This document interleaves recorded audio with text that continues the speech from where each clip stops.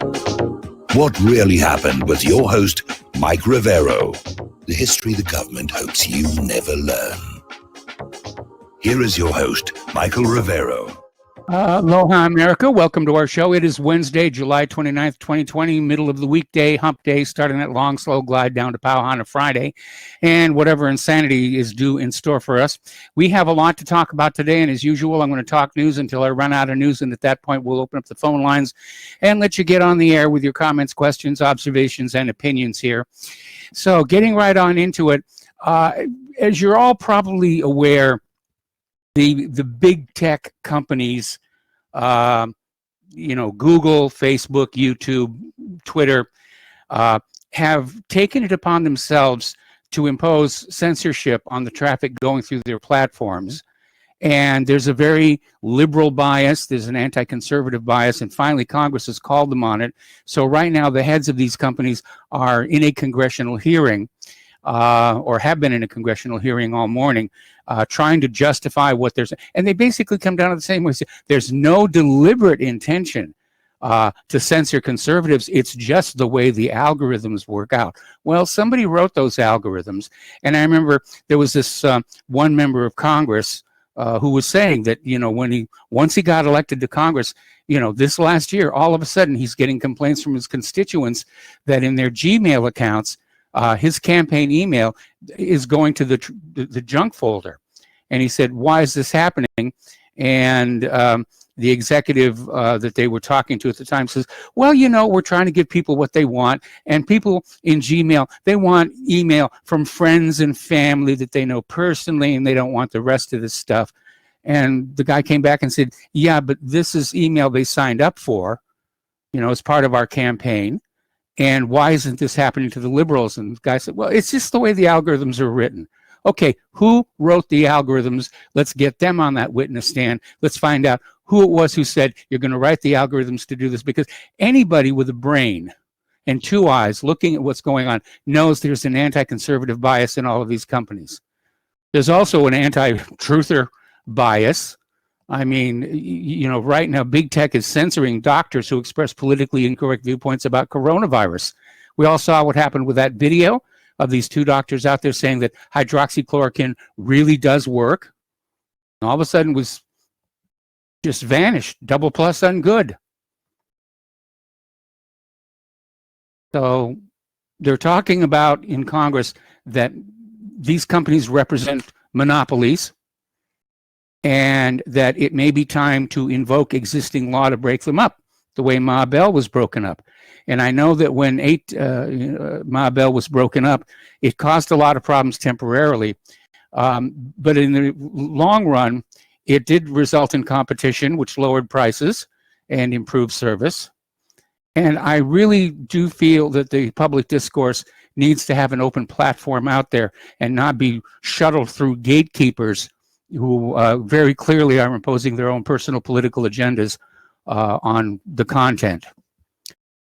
So Apple, Amazon, Facebook, and Google CEOs reported to Capitol Hill, and Jeff Bezos, who's still smarting from his divorce, and Mark Zuckerberg will insist Amazon and Facebook are truly American companies that do face competition. One of the other things they said is America needs big monopolistic companies as much as they need small businesses. That's going to be a hard sale. Speaking of Jeff Bezos, his ex-wife Mackenzie ditches her married name. Apparently is using her middle name as her last name because she didn't like her maiden name. She got $60 billion with a B in the divorce. She's already donated $1.7 billion of it to charities in the past year, with the bulk of it going to racial equity. Not sure exactly what that means. Is she paying the reparations that everybody keeps demanding for? And everybody is, as interesting as today's hearing is with big tech, it lacks the fireworks of yesterday's hearing with Attorney General William Barr. And I mean, it got just silly. It was nothing but vitriol and accusation, and nobody's discussing the facts. At one point, Barr asked for a 5-minute break to go to the restroom, and Nadler said, no, you just sit there, wet yourself or something. And Barr said, you know, you're a real class act, which is an apt description of what was going on here.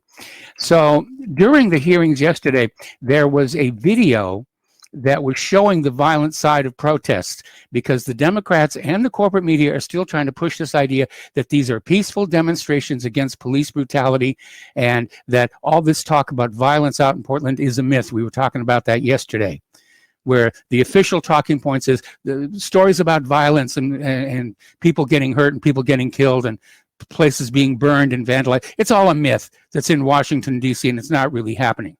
They're really trying to sell that one. So during Barr's hearing yesterday, they ran a video showing how violent these demonstrations really are.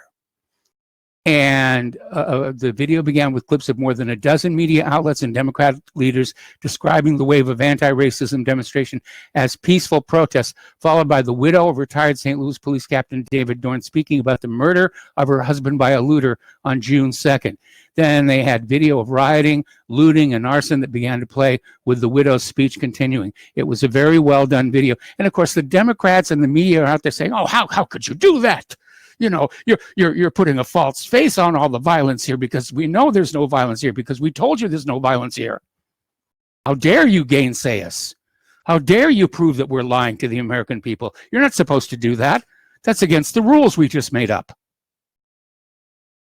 So this doesn't look like it's going to quiet down. And of course, this is working against the Democrats. And I know the Democrats are confident they're going to steal this election in November with the vote from home situation. But, you know, they were confident they were going to steal the election back in 2016. And they didn't. They came close. But in the end, the American people simply shouted down the cheaters. And we've got to do that again. You know, ignore the polls. They were doing the same thing to Trump back in 2016. Oh, Hillary's going to win. She's got 90 and plus percentage points, and Trump is just going to go nowhere. And he wound up winning the office. And Hillary whooped on her campaign manager for a while, had to be pulled off of him. So they're going to double down and try it again. And very obviously, the vector that they're going to use is the COVID-19. They're trying to keep the fear-mongering going to November so that nobody will vote in public polling places. In fact, I saw this interesting article, you know, about things that you could do that increase your danger of being infected by COVID-19. And there on the list was, you know, voting in a public voting poll, a polling station. And so they're already out there selling this idea. Just stay at home and fill out the vote by mail form, and we'll take care of it from there on out, which means that, you know, they're going to cheat. The Democrats, the liberals, cannot win the election on the merits and on the arguments, because they don't have any arguments. They have violence. They got lots of violence out there.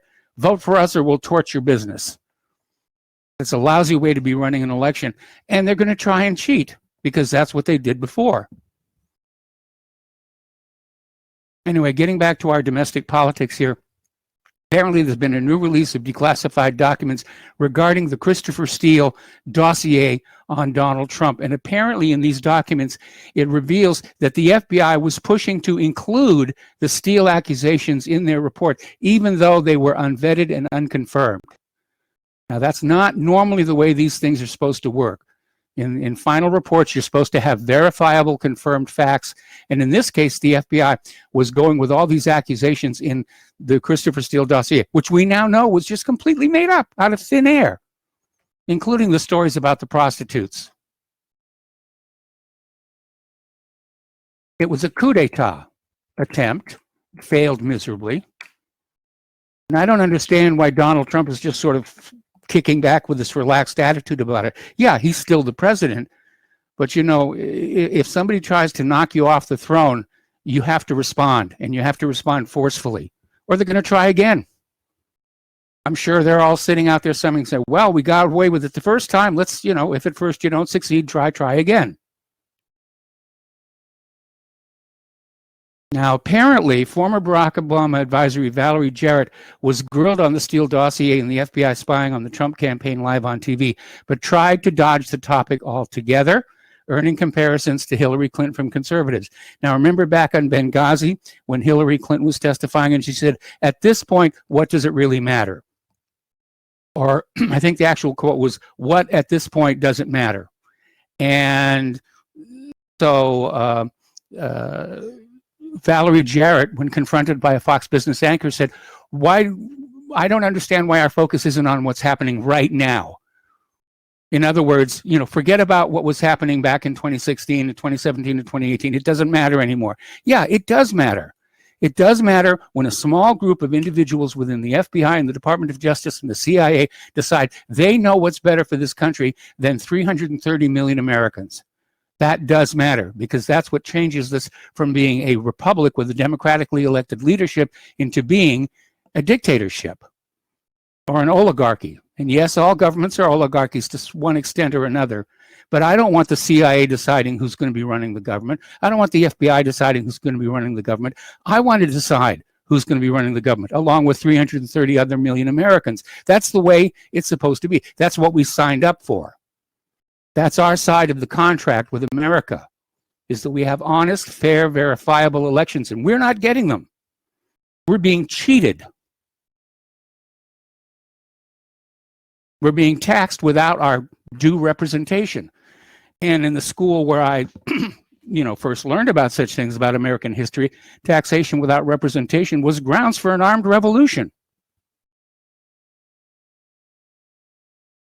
Now, the other day we were talking about how Hulu is putting together a TV show about Hillary Clinton that represents an alternate history of what her life would have been like if she had not married Bill Clinton. And needless to say, it is drawing all kinds of abuse and ridicule all over social media. It's already being panned. It's not even out, and already people are saying this is ridiculous. So this follows Hulu's docuseries Hillary, which premiered earlier this year. So Hillary is trying to find some way to get herself back in the public eye. And even though it doesn't look like she's going to be the vice president under Biden, she's going to try something. I absolutely think she's going to try something. And that'll probably be at the convention next month. And I'm hoping I'm wrong. I'm hoping I'm wrong. I'm hoping somebody got to her and said, "You're too ill, you're too hated, you had 2 chances, you blew it, it's time to move on." But I'm sure Hillary's going to come on back and say, "You can't want Biden as your candidate. Trump will eat him alive." They're still trying to figure out a way that they can avoid having a direct debate. Trump's already agreed to 3 debates against Biden. And Biden has had to sort of say, "Yeah, I'll go along with that." But they're already talking about, well, there's the COVID-19, and we really ought to rethink about having the debates there. By the way, you remember the other day I was talking about Biden was supposedly answering random questions from reporters and, giving answers extemporaneously, but there were still teleprompters there in front of him. And apparently he did have a list of approved reporters that he was going to go to one at a time. So yeah, they were feeding him pre-planned questions to which he had pre-planned answers, or they were on the teleprompters. So, as I said before, Trump is a disappointment. If the Democrats had come up with a really good candidate like Tulsi Gabbard, I'd be voting for her. But I can't, in good conscience, vote for Joe Biden, regardless of who his VP turns out to be. The leaks are saying Kamala Harris. Now the Biden campaign is pulling back and saying maybe, maybe not, trying to build the suspense, I guess. But supposedly next week they're going to make the big official announcement here. All right, let's talk a little bit more about this desire to be offended and to see racism everywhere. Apparently, the New York Times did a story on the city seal for New York City, and claiming that one of the artifacts shown in the seal represents a noose. It's a noose. They're racists. It's a noose. They were going to hang somebody. Oh, how racist could you be? Well, it turns out, and this is, by the way, on the city's website, where they show the seal and explain what the symbology is, it's not a noose. It's a plumb bob that was used to basically measure the level of water in the wells. It's not a noose. It doesn't even really look like a noose, but, oh my goodness, I see a noose. I can make a big deal about it. They're over at the New York Times. So they've been taken to the woodshed, and they should. So there's this desire to see racism where it doesn't really exist. Okay, getting on back to the protests and everything. It's what, 2 months now out in Portland, of peaceful protests that have resulted in deaths and injury and vandalism and buildings being burned. But it's peaceful. Trust us, it's peaceful. The only people who think that those protests are violent, are dangerous right-wing fanatics who want their law and order. So Ted Cruz is out there saying Democrats are letting their cities burn. That's true. Time they paid the price.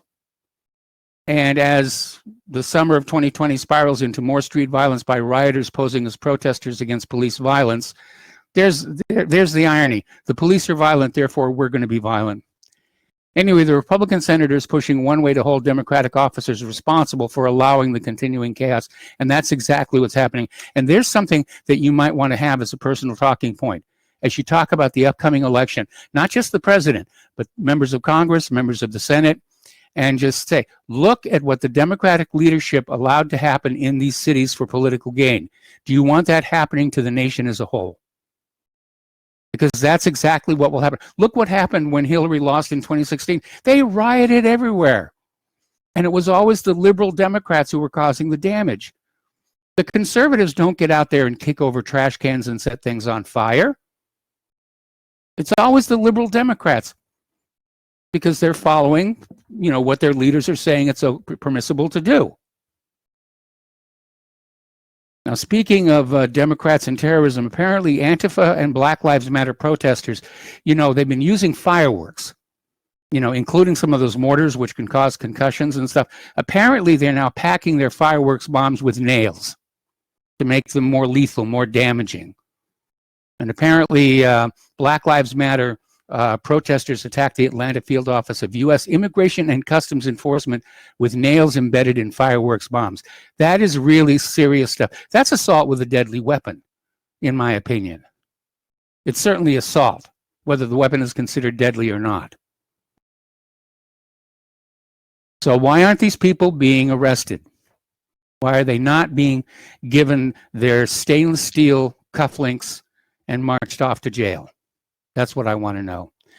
So far up in New York City, the New York City Police Department said 303 law enforcement vehicles have been damaged since George Floyd's death on May 25th, resulting in nearly $1 million in damage. At this point, George Floyd's death is almost an afterthought. It almost doesn't really matter anymore. This thing has just taken on a life of its own. And it's a very dangerous, dark life here. All right, so let's talk about Joe Biden and gently make fun of him here. Apparently, Biden held a campaign event in Wilmington, Delaware again, came out of his basement, saw his shadow, which means we're going to get 6 more weeks of idiocy, and welcomed people who came to his campaign event to the wrong community center. Then he tried to recover from it, saying that he was just joking. At one point, he said, let me get my list here, which was a tacit admission that there was an approved list of reporters from which he was to take all questions. All stage managed. All stage managed. Okay, Biden's speech notes remind him he holds no grudges against the talented California senator, as Politico publishes technical error declaring she is his choice. So the leak is definitely out there, and, Biden could do worse. Like I said, I'm just anybody but Hillary. Anybody but Hillary. And I still wouldn't count her out of this race, even if Biden does pick Kamala Harris. Okay, we got to take a break for commercials. We're going to pause here, and we'll be back with more news after these few words. Welcome back to our show here, and a reminder that Republic Broadcasting and WhatReallyHappened.com are in the middle of perpetual fundraising campaigns. And the reason is very simple. The equipment breaks down, it wears out. I'm in the middle of overhauling this studio out here in Santa Claus. RBN is in need of a 5-second delay due to some misbehavior by some of our callers. And we need your help to do it. Jeff Bezos' ex isn't going to be donating any of her billions to us. But we rely on advertising, and we rely on you to keep us on the air doing what we're doing. So the postal address where you can send a check, money order, or if you prefer anonymity, cash, is Republic Broadcasting Network, 2251 Double Creek Drive, number 302, Round Rock, Texas, 78664. The phone number where you can make a credit or debit card donation is 800-724-2719, extension 3. The network thanks you. And seriously, those of you who've donated, who are keeping us on the air, we heartfelt thanks, very much so. Okay, let's talk about the next coronavirus aid bill, if you will, the coronavirus package. It's another $1 trillion. And it's being argued over in Congress. And a lot of people are saying this one's dead on arrival. Because first of all, they're taking the $600 unemployment benefit and lowering it back to $200. Mnuchin is out there saying we're not going to use taxpayer money to pay people more to stay at home, which is a factor. In a country where everybody's working for minimum wage, it doesn't take much more than that to convince people not to bother trying to find a job here. Anyway, there's going to be another round of $1,200 checks to be sent out in August if this package passes, but it's facing an uphill battle. For one thing, there's some $20 billion in this new package set aside for the Pentagon for weapons acquisition, of which $7 billion is set aside for the purchase of additional F-35 fighter jets. And what does that have to do with the hardship of the American people resulting from the coronavirus? Then on the liberal side, you have money that's going to go to Harvard, money that's going to go to the Kennedy Center. And if you look at this money that's going on out there, I heard this commercial that made a very valid point. And that was that just the money going to the Kennedy Center, which Nancy Pelosi's all in favor of, if Nancy Pelosi were to take that same money back to her constituents, she could feed and house all of the city's homeless population for that much money. So there's an illustration of where her priorities lie. Okay, story coming on out of BBC. The millions hanging by a thread as the coronavirus aid expires. And it is expiring, not just here in the United States, but all over the world. The eviction moratorium expired last Friday. There's talk of it being extended. So far, that hasn't happened yet. So, let's see. A lot of people out there just barely getting by. Okay, COVID-19 relief bill sets aside $7 billion on weapons, including F-35 jets. Sanders calls it dead on arrival.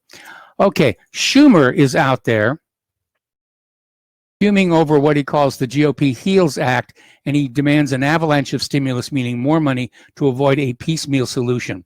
After Mitch McConnell confirmed earlier reports on Monday that the GOP bill would drop the $600 per week bonus unemployment stimulus to $200 and includes another $1,200 in direct payments to American adults, Senate Minority Leader Chuck Schumer took to the Senate floor and stomped on his crayons, calling the Republican proposal unworkable. So once again, they're playing politics with the lives of the American people. They don't really care about you. It's just about scoring points against the other side here. So let's talk a little bit more about the economy in general. Bitcoin surges over $10,000, could surpass $15,000, digital currency experts say. Bitcoin prices were taking flight Monday, pushing the digital currency to the highest level in about 2 months and ending the long dormancy of the world's #1 virtual asset. Bitcoin, the largest and most influential cryptocurrency, shot past the key 10,000 resistance marker. All eyes are now on the critical 10,500 level. Bitcoin's BTC USD 2.89% recent rally to 10,237 took it to around its highest level since June 1st based on spot prices. There we go. All righty. Article coming on out of Global Research in Canada. It's futile. We're feudal with a D. The super rich own the two-party, one-party system, social inequality in America. As of a year ago, Walmart's CEO pay was 1,076 times that of their average worker worldwide. These workers average $21,952 a year with little or no major benefits, sometimes none at all. The Nike CEO receives 379 times the pay of his median employees at $29,000 a year, actually just under $30,000. Not even the lowest worker. Those Air Jordan or LeBron sneakers equals 3 to 4 days pay for the aforementioned U.S. workers. Okay, we got to take a break for commercial. We'll be back after these few words. Welcome back to our show here, and we're talking about the economic news here. Apparently, Oprah Winfrey is closing the print edition of O Magazine after 20 years with the embattled Hearst publications. And apparently, a big part of the problem, besides really not making a lot of money with it, apparently the president of O Magazine had to resign amid sexual harassment allegations.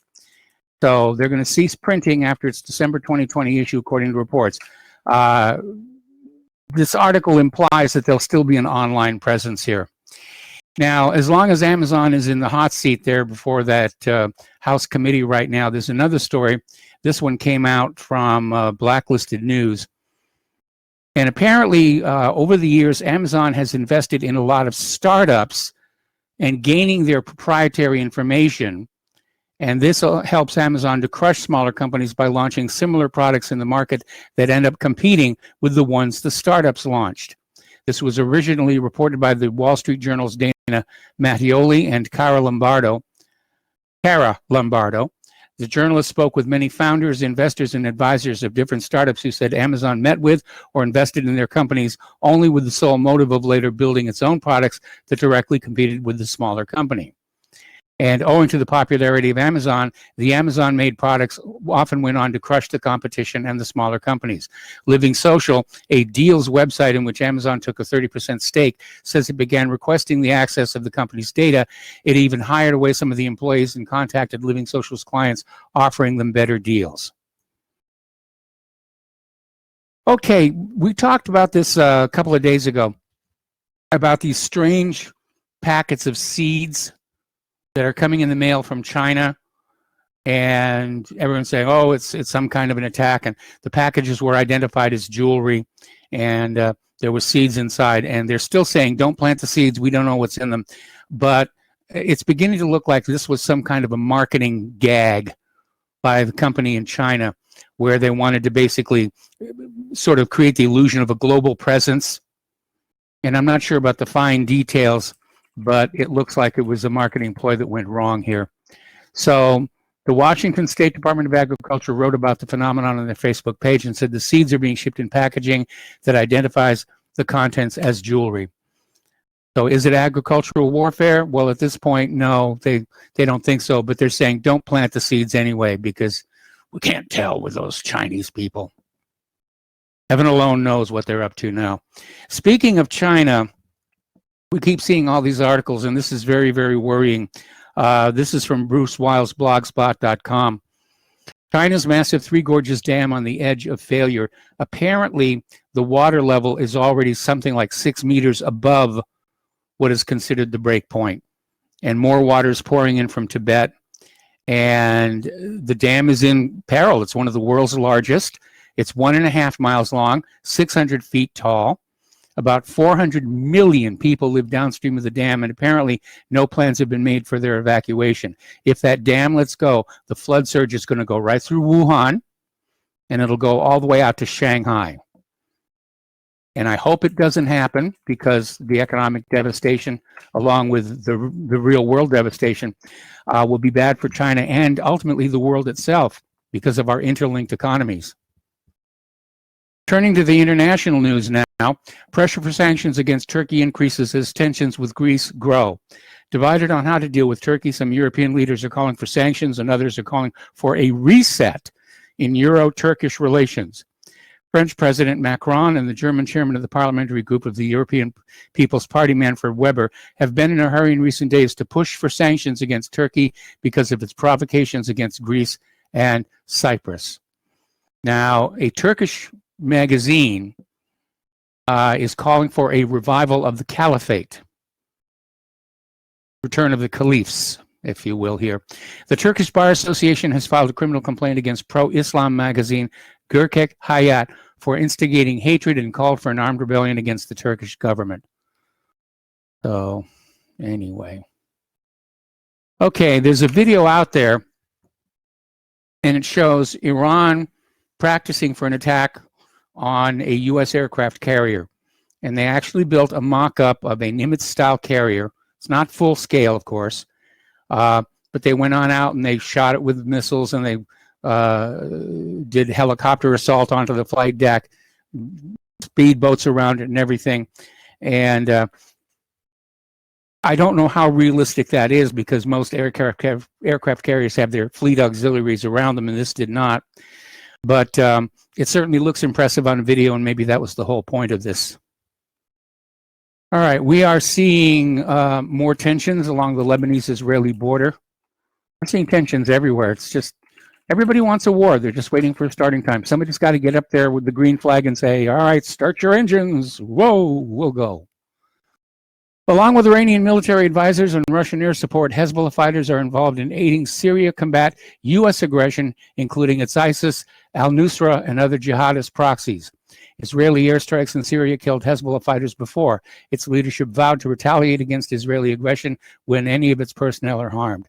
For days, tensions along the Lebanese-Israeli border remained heightened.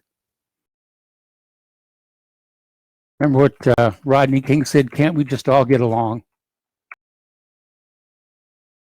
Now, Netanyahu is threatening Hezbollah after the group denies infiltrating the Lebanon border.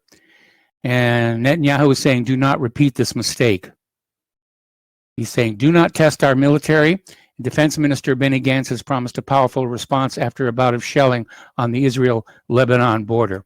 Although witnesses from Lebanon contacted by Reuters verified the Israeli story, Hezbollah officials denied an infiltration attempt, saying in a statement that Israeli forces had taken nervous action and fired upon the Shabaa farms themselves.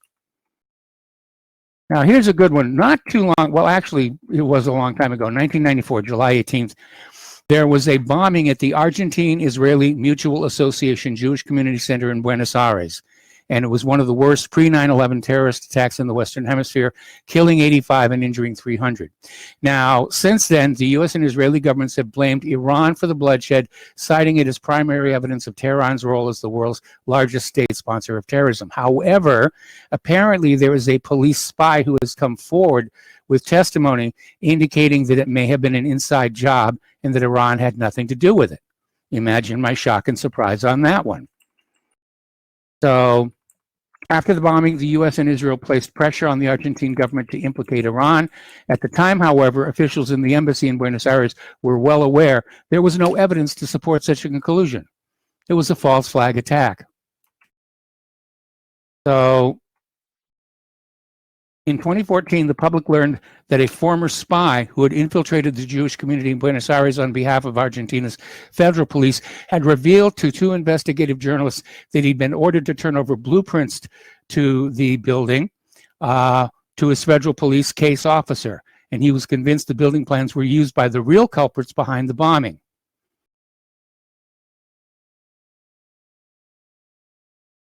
So, story out of Global Research again. Is this the beginning of the U.S.-Iran hot war? Well, they certainly have wanted one for a very, very long time. Well, Israel certainly has wanted one as long as somebody else fights it for them. Americans should not blame others in vain. Iranian General Ismail Ghani has declared, this is a fire they have lit and today has engulfed them. Ghani, a veteran military commander who heads the Quds Force, the branch of Iran's Islamic Revolutionary Guard Corps responsible for extraterritorial operations, was speaking about the massive fire that had overtaken a U.S. Navy vessel in San Diego, the Bonhomme Richard, which, by the way, the Navy is being sued by San Diego for the toxic fumes coming from that fire. Anyway, the provocative remarks came amid signs of a new level of covert warfare being waged against Iran. The country had been beset by its own mysterious infernos and explosions, including at parks, medical clinics, power plants, ports, factories, a missile production compound, and the nuclear facility. The latter has been attributed to Israel by a source speaking to the New York Times. Again, imagine my shock and surprise here.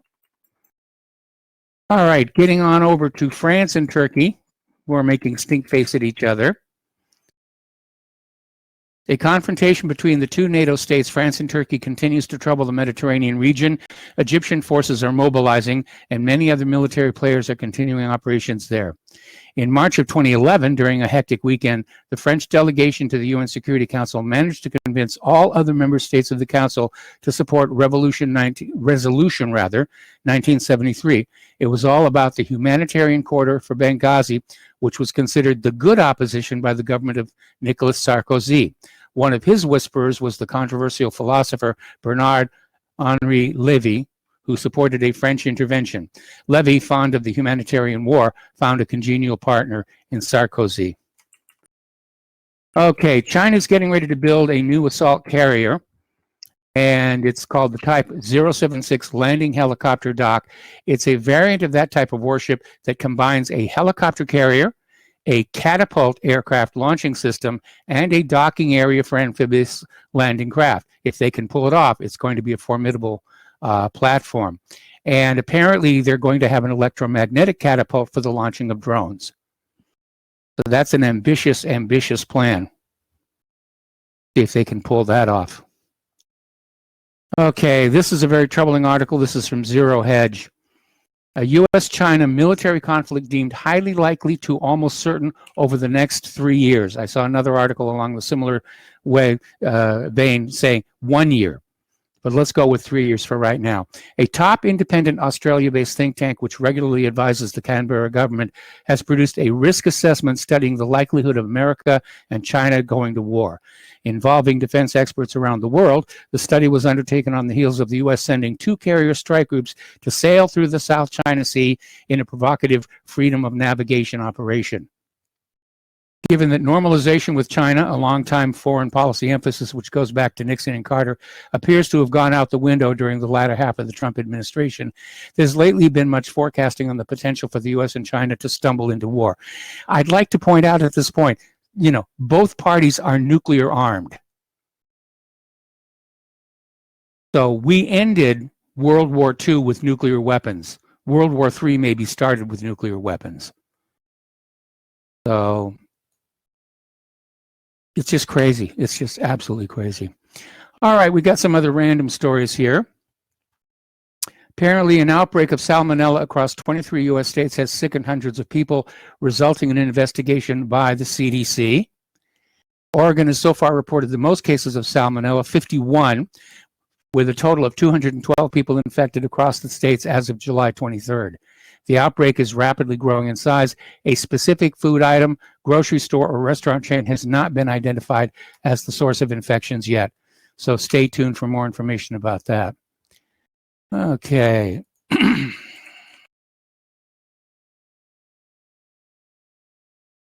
So here's another article. This one is from the Daily Mail in Great Britain. Magic mushrooms should be made legal in the same way as cannabis so they can be used to treat depression, according to leading doctors. Leading experts have called for a change in the law to allow shrooms to be used in a similar way as medicinal cannabis. But they said recreational use would remain illegal, with Brits caught in possession of the Class A drug facing a jail term of up to 7 years. Scientific studies have repeatedly shown psilocybin, the psychoactive chemical in magic mushrooms, has promised in boosting mental health, fighting off depression, and helping PTSD sufferers. That's one of the things that our war on drugs tends to blind us all to. Some of these substances do have legitimate medical purposes. I remember back when ecstasy was first available, MDMA, and it hadn't been made illegal yet, and therapists were using it because their patients could look at themselves in their own lives without any fear or recrimination, and it accelerated the therapy process. But of course, the government said, "Oh, they're having too much fun. We've got to make this illegal here." All righty, let's see. This happened yesterday. We had a bunch of asteroids pass by us. We're still here. One of them came in about 1/10 the distance from the Earth to the Moon. But as I said, we're still here. Not the end of the world. All righty. There's this Playboy Russian hacker who has broken into Garmin, infected them with ransomware. This guy is 33 years old. He runs an organization called Evil Corporation. He has a $5 million FBI bounty on his head, and he should be easy to spot because he drives a Lamborghini. But apparently, he's crippled Garmin with millions of users for the 5th day, and he wants $10 million to restore it. So tens of millions of people around the world have found their Garmin devices, including those used by runners, cyclists, and pilots, down for a 5th day.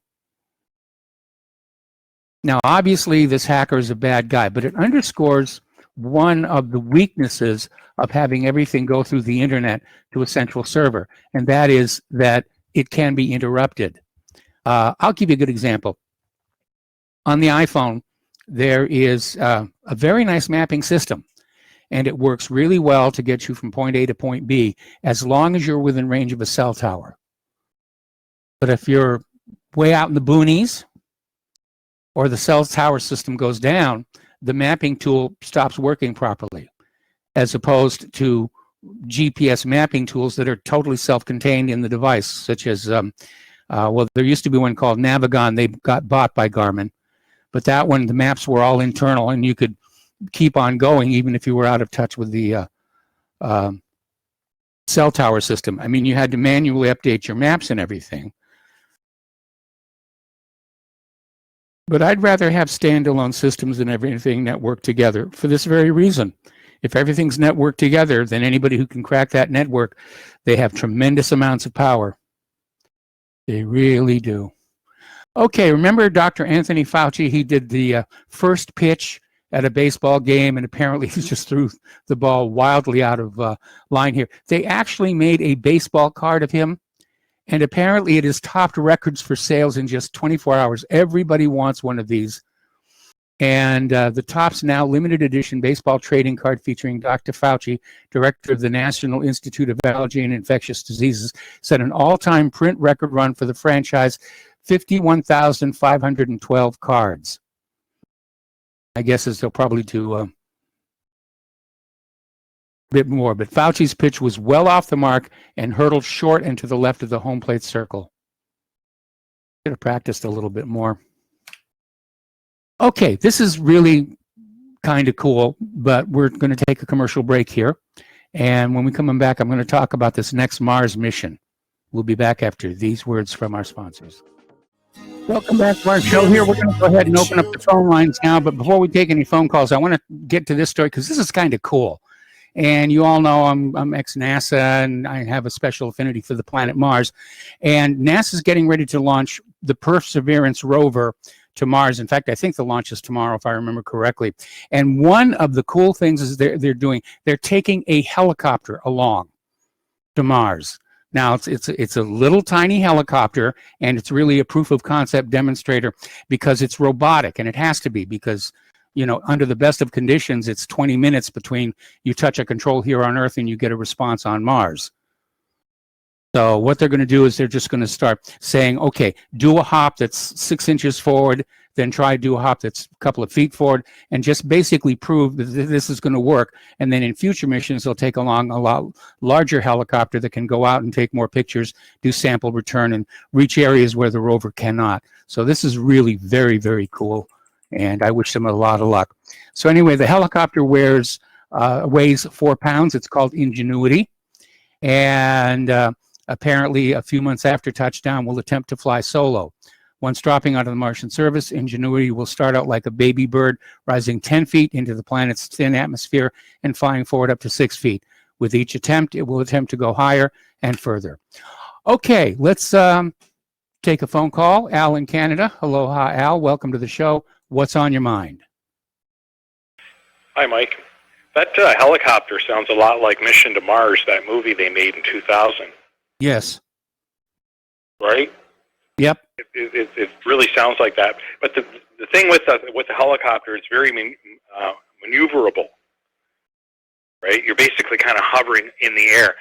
Yes. This GPS, right? Yes. I don't know. You know, Mike, I'm old school. I like a compass and I like a map. Yeah. And I use my eyes to read, you know, the signs of where I am. And that seems to do pretty well. Well, I understand where you're coming from, and I grew up in an age where knowing how to use a sextant and a chronometer was your key to getting from point A to point B. But the convenience of having a GPS system play through the Apple Play into the car display is pretty good, because you don't have to enter latitude and longitude.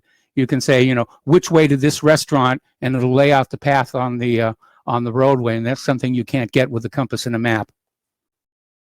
Right. You're absolutely correct. I agree with you 100%. Here's the thing. Yeah. You get these tree huggers, right? Yes. They've lost their mind on the CO2 thing, but yet there they are tapping away on their phones and all the other gizmos they got. Yeah. Right? Where the old school stuff is way greener. Yeah. No one ever talks about that.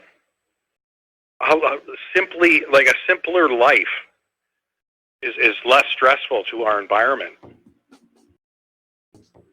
No one even mentions that. Okay, Al, would you stay on the line? Al, stay Sure. on the line. We've got to take a break for station identification, and we'll be right back. Phone lines are open, 800-313-9443. Stay tuned. Let's try that again. Welcome back to our show, hour number 2. The phone lines are open, 800-313-9443. We're talking with Al in Canada about GPS, compasses, maps, sextants, and all of those goodies needed to get from point A to point B. So, Al, if you can just pick up where you left off. Yeah, it was just delayed. I was mentioning how just having a compass mounted right on the front of your vehicle. You have a map, and obviously you have eyes, so you know where you are. And it takes seconds to figure out on the map where you are and where you want to be. You don't need all these gizmos, and of course, doing it that way is a lot more organic, and it's less stressful to our environment. I'm not a tree hugger, but I'm just saying that's a fact. People seem to have lost reality. Like, what's really important? All this social media, all this stuff that's all convenient, and you're tied to it, you're reliant on it, or actually doing and knowing how to do it the old way. Like, I don't use a cell phone. I've stated that before, and I never will. I don't see it any importance for me to have a cell phone or a smartphone, which is even worse. Mm-hmm. I can do anything I need to do on my own. I don't need all those gizmos. And on top of that, why would you want to carry along? Why would anybody, like, they're out and about doing their business. Like, why do you want to be interrupted? What's wrong with being alone? Well, you can be alone with a smartphone. Just turn it off. Put it on airplane mode or something. But in our modern world, people want to know that they can be gotten to, communicated with if it's something important. And I remember when I was younger and we had a landline, there were some important calls I wish had gotten to us in a more timely manner regarding family members who were ill or injured. Well, I mean, that's just the nature of the beast, right? Yeah. So there's another problem. Like, we've created this edge, the psychological edge in our lives where we're constantly like, we're being programmed to react instantly with all of this gadgetry. I'm not, but I see this because I see everybody do it. I see everybody around me, and I just cannot for the life of me understand it. Well, what is the fascination with being, quote unquote, tied socially to everybody all at once? Well, I don't use social media myself, but I do appreciate the technology of the GPS system, because in order to use a compass and a map, you have to pull the car over to the shoulder in order to read the map. If you read the map while you're driving, you're recording an accident. Either that, or you have to have a 2-person crew on the car. Whereas, say again? Co-pilot.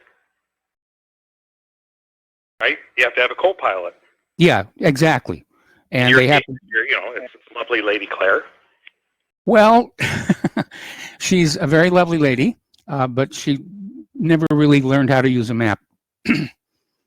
Oh, well, Maybe it's time. Anyway, I've taken up enough of yours. Okay. Appreciate your time, Mike. You have a good one. All right. Thanks an awful lot. We're going to switch over to Glenn in Philadelphia.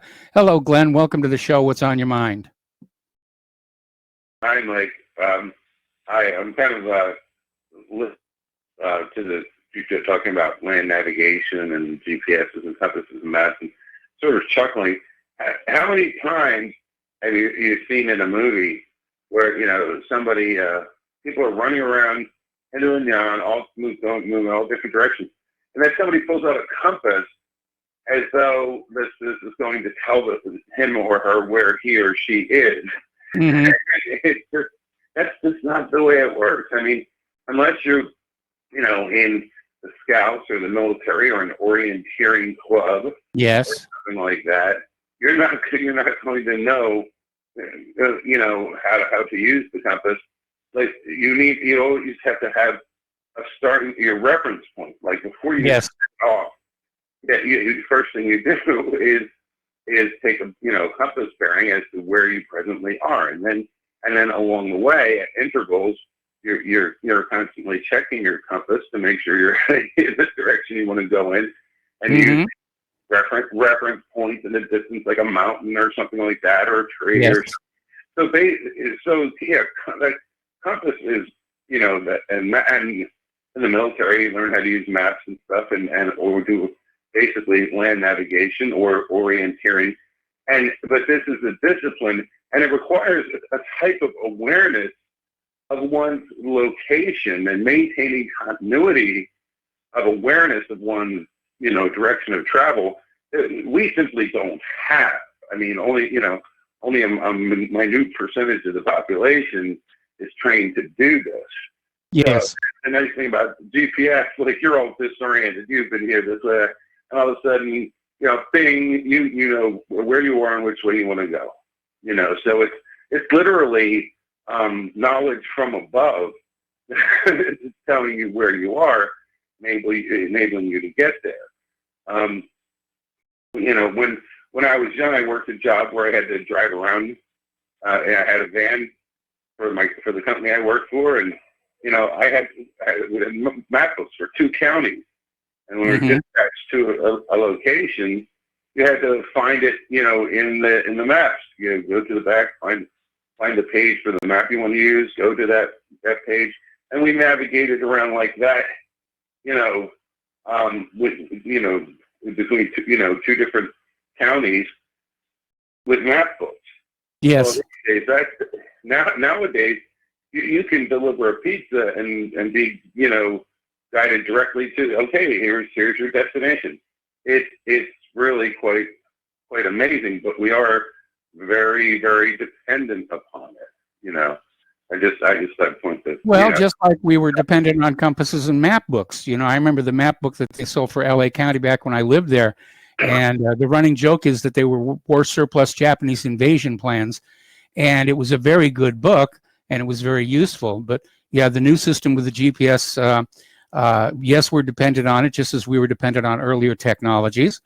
But it is wonderfully convenient. And again, what really makes it useful is you can ask it to find the directions to a specific restaurant or store or doctor's office, something that you wouldn't get in a map book, and it'll just pop it up there. Right. It is quite amazing. It is kind of funny. Sometimes in a city, when you're in the middle, here in Philadelphia, I was downtown one time, I'm in amongst the high rises, and I could see exactly where I wanted to go. I said, oh, I'm going to that street right there. And the nav system kept taking me in circles around City Hall. It said, go here. And it's like, wait a minute. No, yes, because of the line of sight problems with the tall buildings, sometimes the nav systems can be a bit problematic in dense environments like that. But they are quite amazing. But I think about the way I used to have to find places and navigate and stuff like that with map books, and forget about the compass. I mean, there's the idea of only people in orienteering clubs and the military basically know how to integrate the use of a compass and a map these days. Yeah, just thought I'd mention that. Thank you, Mike. All right, well, you got it. I mean, compasses are very useful, especially on a ship out in the blue water ocean. You know what's really interesting? Riverboats don't have compasses. They don't need them. They just follow the river here. All right, we're going to go to James in Charlotte. Hello, James. Welcome to the show. What's on your mind? Oh, hi, Mike. How are you doing today? Doing fine. Gosh, I wish I'd gotten a warning about those Chinese seeds earlier. There's this beanstalk out in the back. I can't even see the top of it. Okay. Well, what are you going to do? Let's get serious. You right at the very start, you were talking about the that video that Jim Jordan showed yesterday during the hearings. That compilation where you got one reporter after another saying, peaceful protesters, how everything's so peaceful here, and the town's burning down behind them. But I checked, I watched it on C-SPAN, and the coverage was continuous. And I went back and looked at the video from CNN, and they would cut away. They didn't show any of that video on CNN. As soon as before it started, they cut back. They cut away to their regular programming, and then when it was finished, they came back to the hearings. And they did that several times. They just cut away whenever anything that didn't fit their narrative would come on. Yep. And so I guess that's their typical means of reporting. Yeah, well, that's what the corporate media is designed to do, is to filter, just the way that the non-traditional media, like Twitter and YouTube and Facebook, they're filtering as well. We live in a world of filters, and they're trying very, very hard to make sure that we're not seeing anything or hearing anything that goes against the agenda. Yeah. But that really was a good video. I mean, it's a shame that a lot of people were denied seeing it. Well, Fox News ran the whole thing, fortunately. Yeah. Well, that's good. I'm sure it'll eventually get around to a majority of the audience, one way or another. It may take a while. But that's pretty much all I wanted to mention. Okay. Thanks a lot. All right, thanks an awful lot. We're going to switch over to Paul in New Jersey. Hello, Paul. Welcome to the show. What's on your mind? Hello, Michael. Michael, yesterday I was listening to Tom from Florida, and I like Tom. I like his passion, and he's a very interesting caller. But listen, I want to give some constructive criticism to Tom, and that is to double check his facts before he goes off on his monologue. He said yesterday about the McDuffie riots that there were 78 deaths altogether. And then I looked it up on several sources on the internet, and they said only 18. Also on Farron Schoaf's show on RBN Saturday morning, last Saturday, he said that William Tecumseh Sherman was a Southerner, and he died penniless. Both not true. William Tecumseh Sherman was from Ohio, born in Ohio. He did spend some time in the South, but he also spent time out West. He also said about that there were 180,000 people who were Union prisoners at one point or came and gone out of Andersonville. Not true. There were 45,000. So Tom, I really love you. You're a great caller, but get your facts right. And if possible, with all your callers, if you're going to quote a fact or have a fact, if you can cite the author or the book you read it in, that's always good, because I might want to read that book too. Because sometimes a lot of your callers bring up interesting facts or stories or historical things. One other criticism I'd like to make is about Mark from North Carolina, because I find this a very trite phenomenon in the right-wing conservative camp, Yes. and that is the need to unite with blacks.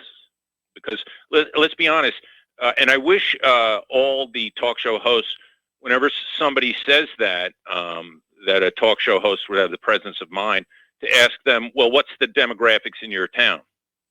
If you're going to say, it's kind of like with, Chris Hinckley, and he says the same thing, but he lives in Montana, which is not a very black state. I'm sure he doesn't have many blacks near him at all. And so I think it's always kind of hypocritical for people who don't live anywhere near blacks to say that we should unite with blacks. Also, I think it's also kind of phony when people who are staunch conservatives talk about uniting with blacks, and these are, staunch Republicans, and yet 95% of blacks voted for Barack Obama, and blacks consistently vote for the Democratic Party. So, there's such a hypocrisy of claiming, I want to unite with my political enemies, and it's really disingenuous. You don't want to unite with your political enemies. Ideally, if possible, if you can convert them to your side, that's fine.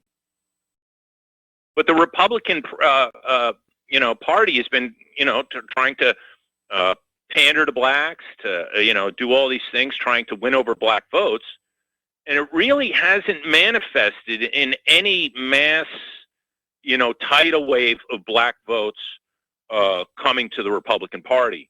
And by the way, right, and I would also like to point out to these conservative thinkers is I should remind them the reason why we have Joe Biden as the Democratic presidential candidate is because of South Carolina blacks, and they're a huge demographic in South Carolina. It's a very black state.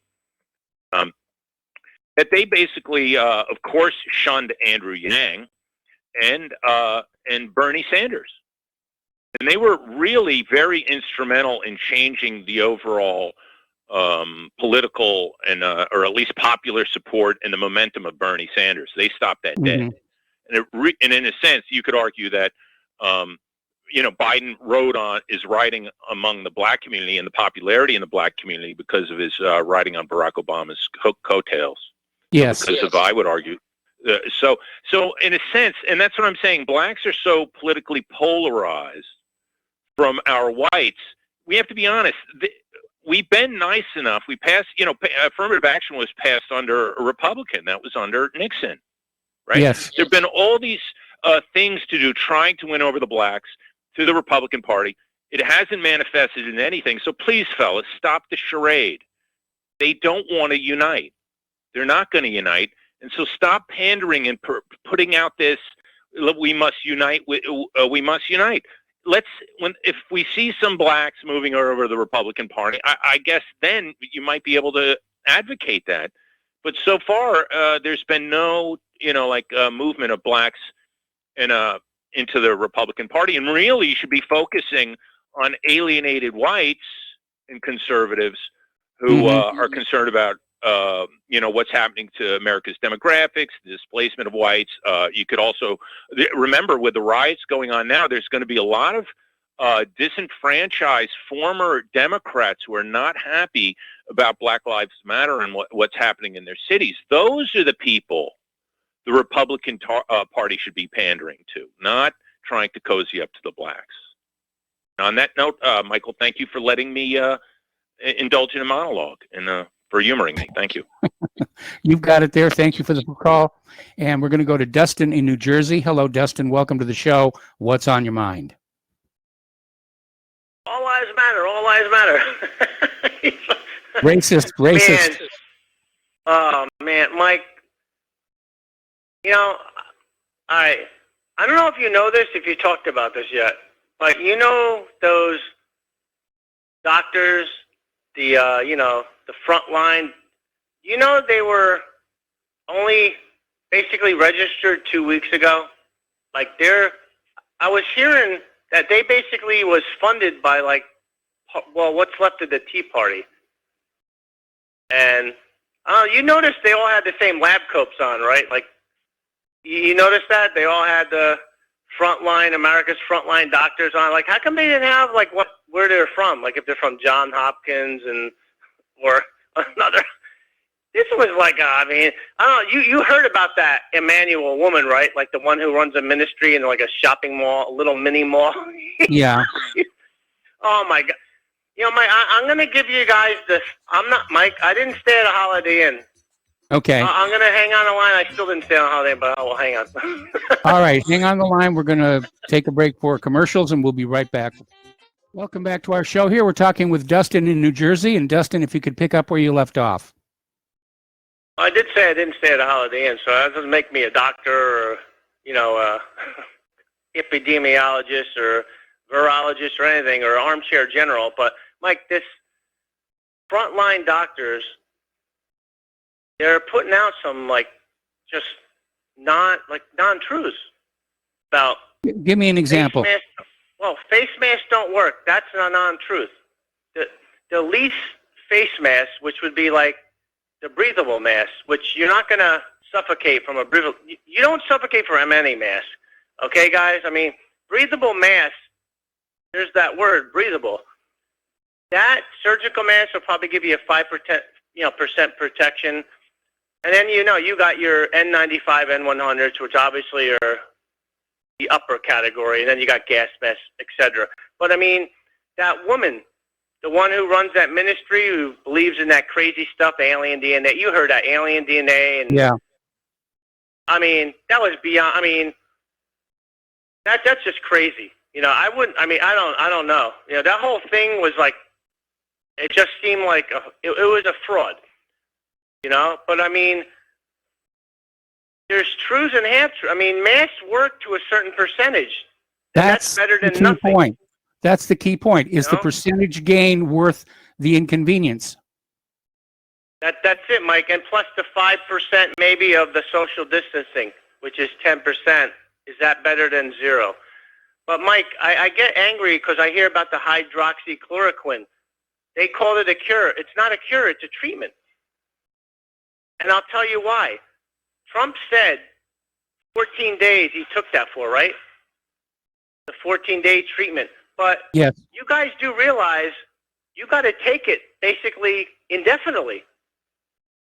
Because every 24 hours you pee out 3% of hydroxychloroquine out of your body. Yes. Okay? Plus the zinc and the zithromycin. Okay? And Mike, I want you guys to think about that.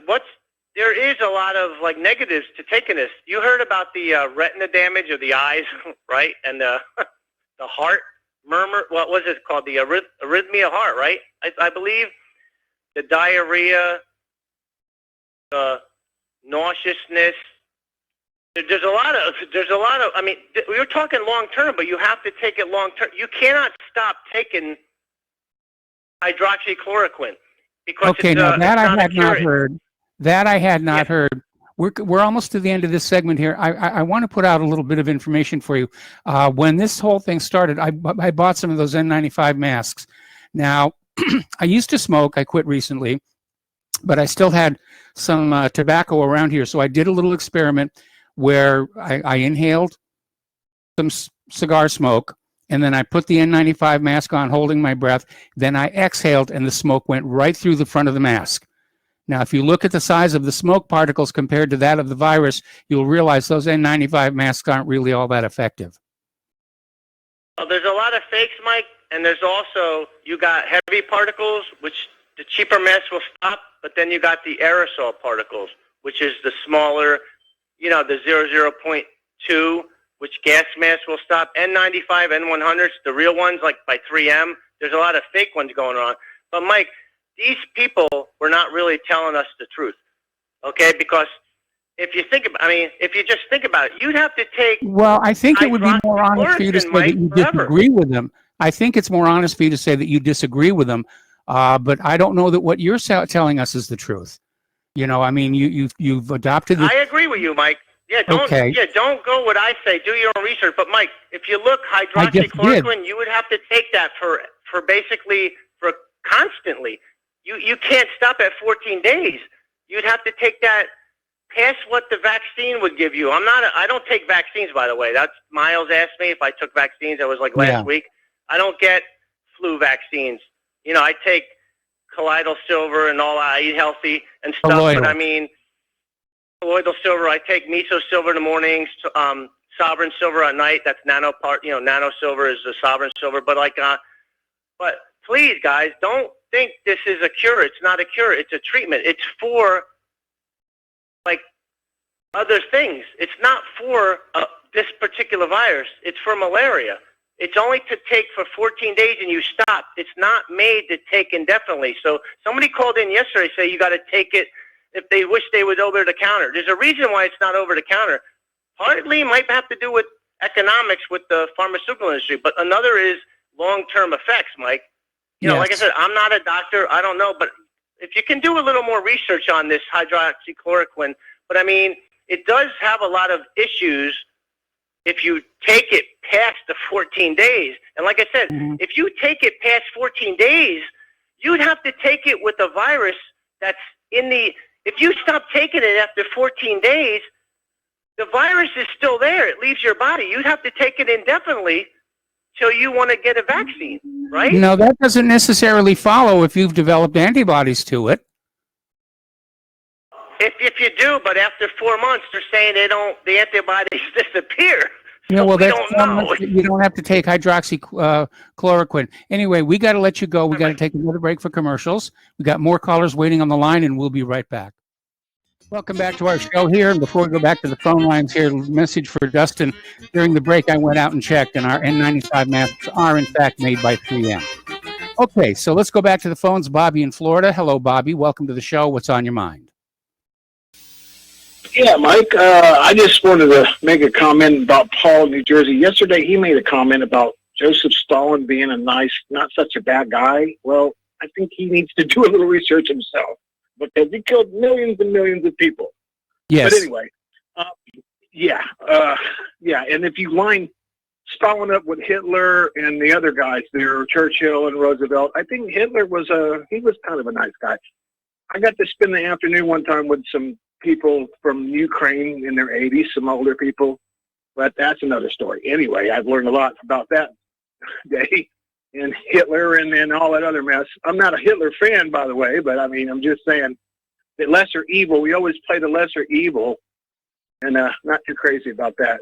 But anyway, I'm here in Florida, and there's patches of places where I'm going now and people aren't wearing their mask. Like I went into a Dollar General store, and that's pretty cool. I like it. You know, I still wear a piece of a T-shirt. I rip a T-shirt, and it works better for me. It's not as thick as a mask, and I just, I get funny looks, but I don't care. I'm not going to spend what they want for one, or I have trouble losing things. But I'm doing that, and it's working out pretty good. I put it underneath my nose. I'd like to not have it at all, but like I said, I told you last week, I talked to my brother, and I asked him how, he said it was pretty bad, but it was only like 4 or 5 days it was at its worst. The ache, and he said he couldn't even get up. I think I told you that. He's doing fine now, and now he seems to agree with me. We shouldn't. He was really paranoid at first. I was telling you before it all happened, he wound up getting it, but he doesn't think it was worth all this that we've gone through. Shutting everything down now. He actually is kind of ticked off about it. But I don't know. I thought it'd put that out there, and when you had Ryan on there, I was a little disappointed with Ryan Dawson when you had him on the show. It seemed like he don't have a real tough skin. Like some guy called, and he was, I guess, what you call a troll. He was saying things about Jews or whatever, and he come off real nasty. I mean, said some pretty nasty things. I'm sure you heard it, but I thought maybe he's a little more. And he doesn't agree with everybody. Like, he seems to think if you don't agree with him on Epstein being alive, like he could be alive, well, then you're a kook, you're a nut, you're muddying the waters. And then he feels the same way about Sandy Hook. Well, if you think Sandy Hook was a fake, then you're crazy. No. I mean, why wouldn't we think it's fake? Everything else seems to be. Yeah. And I really like the kid. He's very smart. He's got it all down. I mean, when he pulls that chart out and he shows you, he's got all that down really good. It's just, I guess he's a little younger, and maybe he'll mature and understand that, not everybody can agree with you on everything. True. But don't, put us in a category. We all have to get together, and we all know, if it was a building that hit, whatever, or a missile that hit, we know the story's not true. So we so often want to fight each other in this arena when we should be working together. I mean, all we can do is share information right now. I mean, until the thing comes down. I even hear you say sometimes, well, I vote for Trump, the lesser evil. Me, I don't want to vote. I'm tired of lesser evil. I'm just sick of it. I'll let you go, Mike. If you don't vote, somebody's going to vote using your name. With that? I said, if you don't vote, somebody's going to vote using your name. That's true. That's true. I'm just tired of the. I mean, well, hey, you know vote what? for me. Write me in as a candidate. I don't care. Or write Claire in as a candidate. I'd love to do that. You deserve to be.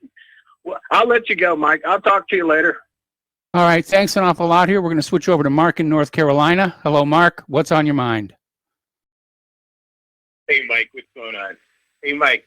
I wasn't even going to call today, but then I hear my name mentioned, and I'll you're tell you getting something. famous. I think there must be a separate virus flying around here in New Jersey or something affecting people's thinking. Okay, first of all, Paul said that, first of all, he called me right-wing. I'm not right-wing. I'm a populist. I'm more left on economic issues probably than Bernie Sanders is. It's on the other side on gun rights and all around constitutional rights. That's where I'm to the right, okay? So get that through your head, Paul. Second of all, Paul, you said about, I don't know anything about being around black people, okay?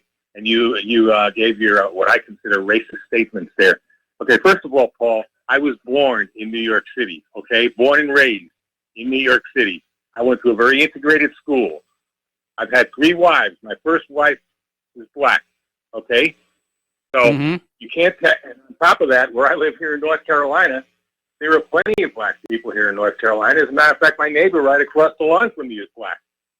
Not to mention a couple of others are from Central America and Mexico, okay? A couple of my other neighbors, okay? So you're talking to me like, I'm kind of a guy who's never had who's ever mixed with any other kind of people? Paul, get it straight, man. You don't know what you're talking about. Matter of fact, I get the feeling you're an out-and-out racist. I hate to use that term, racist. When I hear you talk, you sound like one. Because you know that Nigerian doc, that actually she's an American doctor now, from Nigeria? I am so happy to have immigrants like that. I don't care what color they are. As long as they believe in the United States Constitution and are proud to be American. That's all I care about. I couldn't care where they're from, what color they are, or anything else. And now going to Dustin. Dustin, do you actually believe you're supposed to take that, what do you call it, chloroquine all the time? No. It's like it's supposed to get somebody through just like you take Tamiflu. I've never taken Tamiflu, but people take Tamiflu to lessen the symptoms on the flu. It's the same thing, okay? Of course you're not going to take it all the time. The virus does leave. Like anything else, a virus is not cured. It just exits the system finally, okay? You have to get through it, just like with the flu or with a cold. There's no cure for the common cold. It's the same thing. You're not supposed to take that stuff all the time, just like you're not supposed to take an antibiotic, all the time. Of course not. You take it for a short time. Last time I had to take an antibiotic, I had one of my molars taken out, and it was infected, so I had to take antibiotics for a few days. I didn't like doing it, but all right, I understood there was an infection there, and I took probiotics at the same time to nullify the effects, But of course, I'm not going to keep on taking antibiotics. Of course, there's deleterious effects on that. You don't want to take any of these drugs all the time. That's why I take vitamins. I don't take, look at statin drugs. Statin drugs hurt you more than help you. Yes, they do. The same result in fish oil. Taking fish oil and garlic and other things like that. All right? So it's not that you take that, I can't even pronounce that name, hydroxychloroquine or whatever it's called. Okay. Yeah, it's not that you take that all the time. And by the way, I made a good video today, by the way, on my YouTube channel about what's going on at the courthouse there in Portland. By the way, Paul, most of those rioters, and that's what they are, rioters, are white. Spoiled white kids, probably from the suburbs of New Jersey and places like that where you're from, okay? That's who they are. They're not black. Very few of them are black, all right? So get that through your head. Now, I hope you answer I hope you call again tomorrow. I'm going to try to make sure I listen again tomorrow. I want to see what you got to say, Paul. 'Cause I don't like you, man. I've heard you before. I do not like you at all. You got an attitude, brother. You got an attitude. You got an attitude not only against other people of races, but you got an attitude about people from other states, like this state here where I'm living in. All right?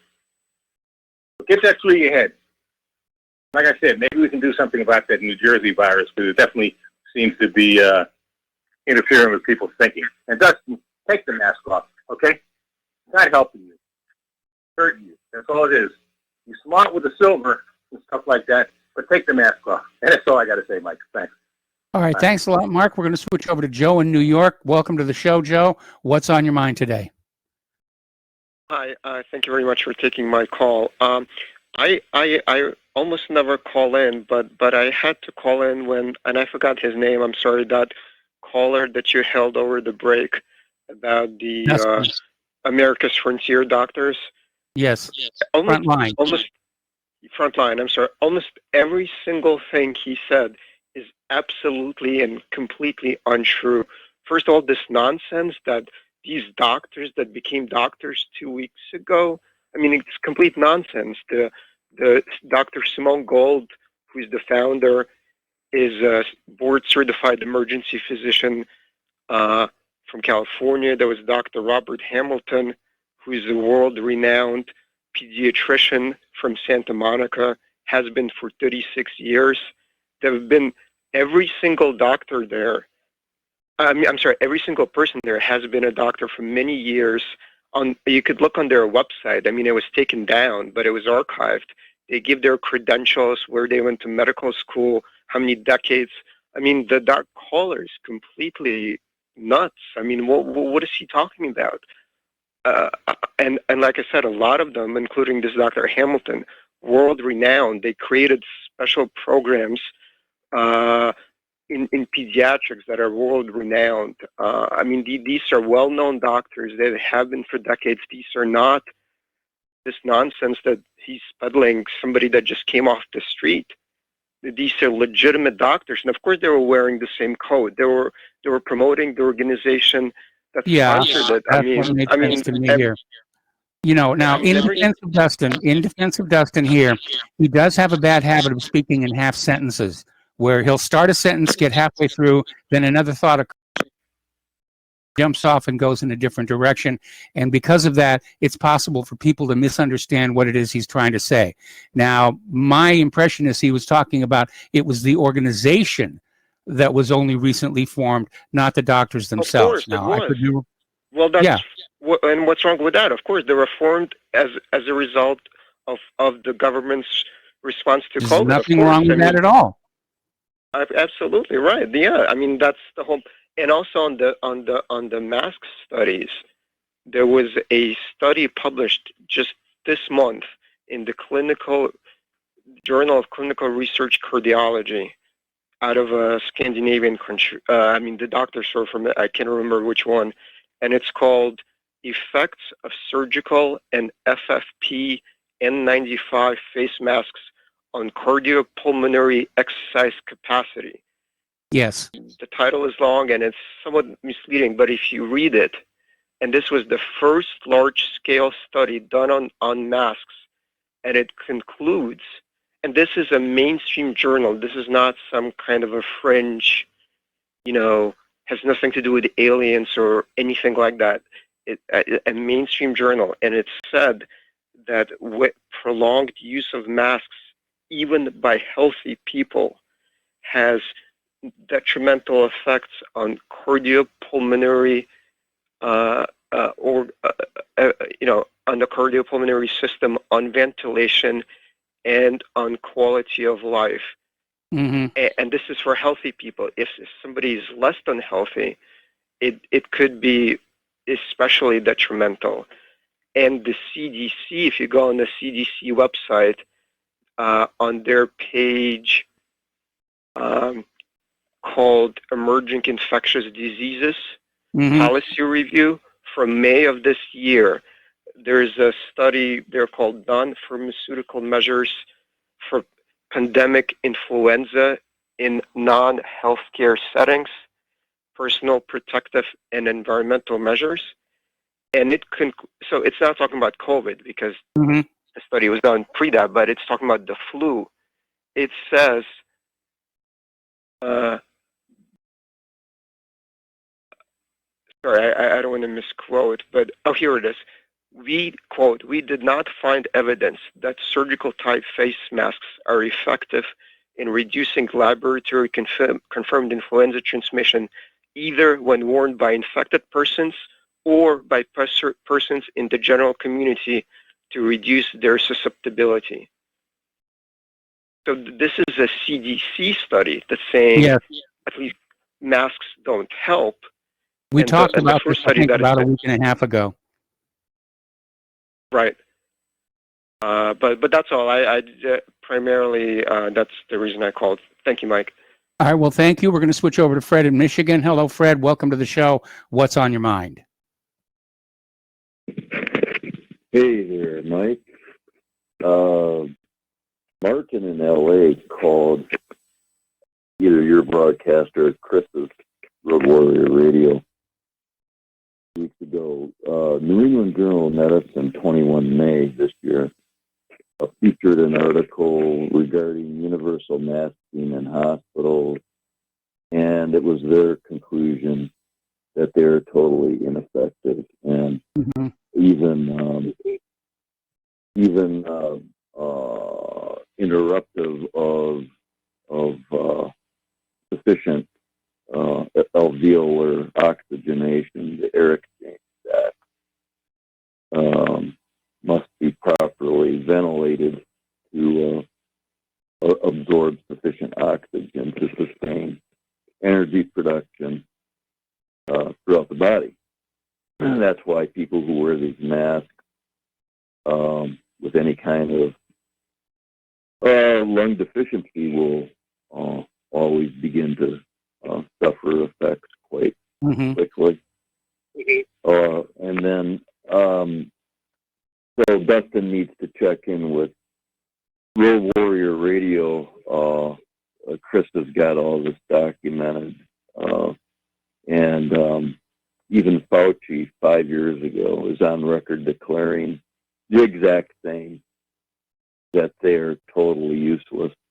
A German doctor, Leonard Coldwell, multiple degrees in South Carolina, he and his colleagues did an experiment with someone with a really bad cough, in which this person, with and without a mask, coughed into a culturing media, and the cultured microbe test proved to be only a 1% difference with and without a mask. And that's the standard deviation margin of error. Yeah. So masks are, in terms of filtering microbes, they're totally ineffective. Okay. Like trying to stop mosquitoes with a chain link fence. Yeah. And I had microbiome for a year. And guess what? We never capture isolated cultured viruses. Apparently, there's a really special process. And just like with the PCR test, guess what, Mike? Yeah. I bet Dustin has never heard about this. It does not distinguish between any virus. There's probably thousands of retroviruses. So it does not distinguish. They talk about a viral load. Well, yeah, a viral load comprised of what? 100. So it does not distinguish. They talk about a viral load. Well, yeah, a viral load comprised of what? 100,000 different retroviruses. And the body's immune function, according to Anthony Fauci, in the U.S. Senate on the 12th of May this year, Chris aired that. It was a hearing with the U.S. Senate. Senator Romney queried Fauci regarding a forthcoming effective vaccine, and his immediate response, Fauci, was, well, based on our observations of this immensely powerful mammalian and human immune function in combating, eradicating, and clearing the pathogen,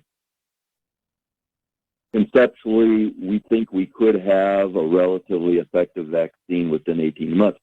What did he just say, Mike? He said the human immune function, if it's functioning competently well, there's nothing else that's necessary. It's fully competent, fully effective.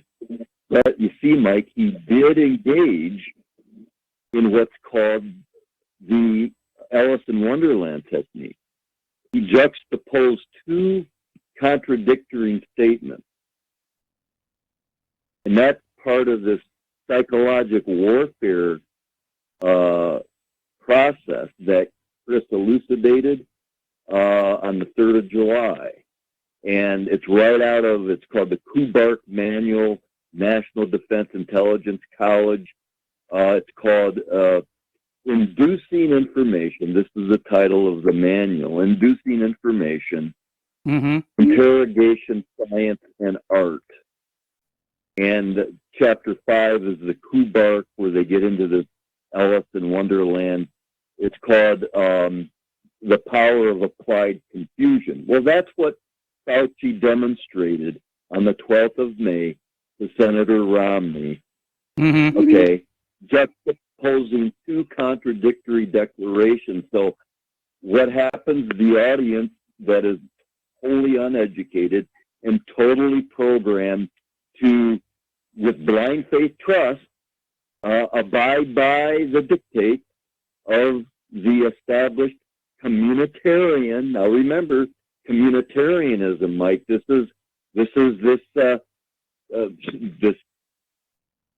all-encompassing terrocratic system of psychologic and bio-warfare and social-economic warfare. Well, that's what he was demonstrating, the communitarian psycho-warfare operation, okay? So, by the way, Mike, I can tell you with 1100% accuracy, a retired Air Force doctor, Ward Dean, out of Nevada, in his catalog of a dozen years ago, a big article about coconut oil, coconut butter. There are biochemicals that completely eradicate all known pathogens just by eating coconut oil and coconut butter. Well, years ago, Mike, found a book called Healing Spices. Yeah. An MD, PhD, Agarwal. I started eating curry powder, organic curry powder, smoked paprika, my two favorites. I haven't been sick in 25 years, okay? Well, congratulations. Good for you. I used to get strep throat at least twice a year. Strep throat. I mean, really bad, laryngitis. It was crazy, man. I even would get these damn cold sores, herpes simplex 1. But when I started eating the coconut oil and eating all these spices, abracadabra, nothing, man, nothing. Nothing phases me. All right, well, that sounds really good. Fred, listen, Fred, yeah, I hate to cut you off here, but we're getting close to the end of the show, and I'm going to try and get to these other callers waiting on the line. So thank you very much, and we're going to switch over to W in Texas. Hello, W. Welcome to the show. What's on your mind? Yes, I wanted to respond to Dustin, and he's basically discrediting the America's front lines. So real quick, I think that's the biggest story of the week, honestly. It's bigger than, I mean, that's major. Those board-certified doctors saying what they were saying. You know, they were canceled off of the big social media, all their videos, a lot of videos. Even their website, brand new website got removed. The lady, just for clarification, she's from Cameroon, but she went to medical school in Nigeria.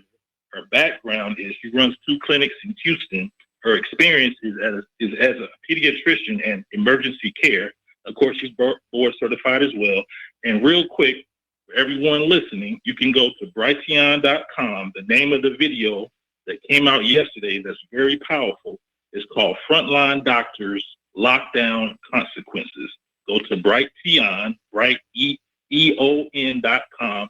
The name of the video you should check out, Frontline Doctors Lockdown Consequences. Real quick, the main part to watch that video is from 8 minutes to 55 minutes. They talk about, what I talked about, I think the other day, the safety profile of HCQ is extremely safe. The second thing is that doctor from Cameroon, she said she has used prophylactically and as a treatment, HCQ, hydroxychloroquine, and she has also used it her entire life living in Africa. And right after she spoke, another doctor spoke, and what he presented is very, very pivotal. What he presented was that all the endemic malarial countries, which are in Africa, 6 countries, have a lower rate of COVID-19 than the U.S.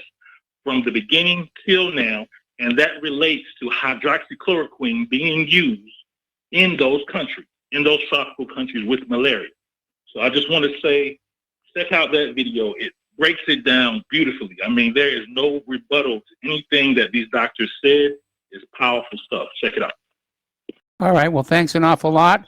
And we're pretty much at the end of the show here, and my apologies to those callers who didn't get on the air today, but please call back tomorrow. Anyway, there's a lot of information flying back and forth here, and there's a lot of political and economic agendas at work as well. But everybody is taking advantage of the situation for whatever their agenda is. More profits, stock sales, market share, political campaigns, and we have to be very, very careful when somebody comes on and says, this is all lies and this is the truth. And we really do have to decide for ourselves. Anyway, there's the music. Time for me to get on out of here. Stay tuned for John Stadmiller. I'm sure he's got lots of interesting things to share with you. Spread the word of RBN. Spread the word of whatreallyhappened.com. We'll be back tomorrow. Aloha, America.